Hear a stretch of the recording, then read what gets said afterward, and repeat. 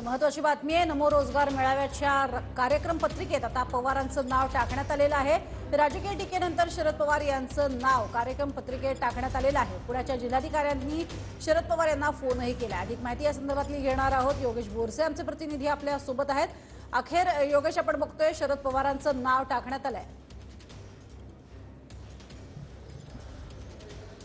प्रज्ञा, निश्चितच जो काही कालपासून वाद सुरू होता तो अर्थातच 2 मार्चला बारामतीमध्ये जो नमो महारोजगार मेळावा आयोजित करण्यात आलेला आहे, या मेळाव्याच्या कार्यक्रम पत्रिकेमध्ये शरद पवारांचं नाव हे वगळण्यात आलं होतं। मात्र आता जिल्हा प्रशासनाकडून नवीन सुधारित पत्रिका ही छापण्यात आलेली आहे, ज्या पत्रिकेमध्ये शरद पवार यांचं नाव टाकण्यात आलेलं आहे आणि ही पत्रिका सुद्धा आता शरद पवारांना देण्यात आलेली आहे। ज्या पद्धतीने काल या पत्रिकेमधून शरद पवारांचं नाव वगळल्यानंतर सुप्रिया सुळे यांनी सुद्धा सरकारवरती आणि एकूणच आयोजकांवरती टीका केली होती।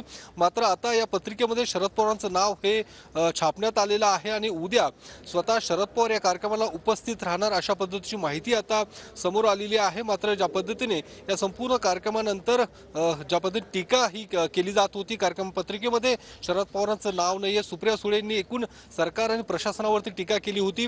प्रशासनाने यामध्ये आता या चुकीमध्ये दुरुस्ती करत शरद पवारांचं नाव या पत्रिकेमध्ये छापलेलं आहे आणि दुसरीकडे शरद पवारांनी सुद्धा योगेश आणि प्रत्येक अपडेट या संदर्भातले घेणार आहोत। तुर्तास धन्यवाद या माहितीसाठी।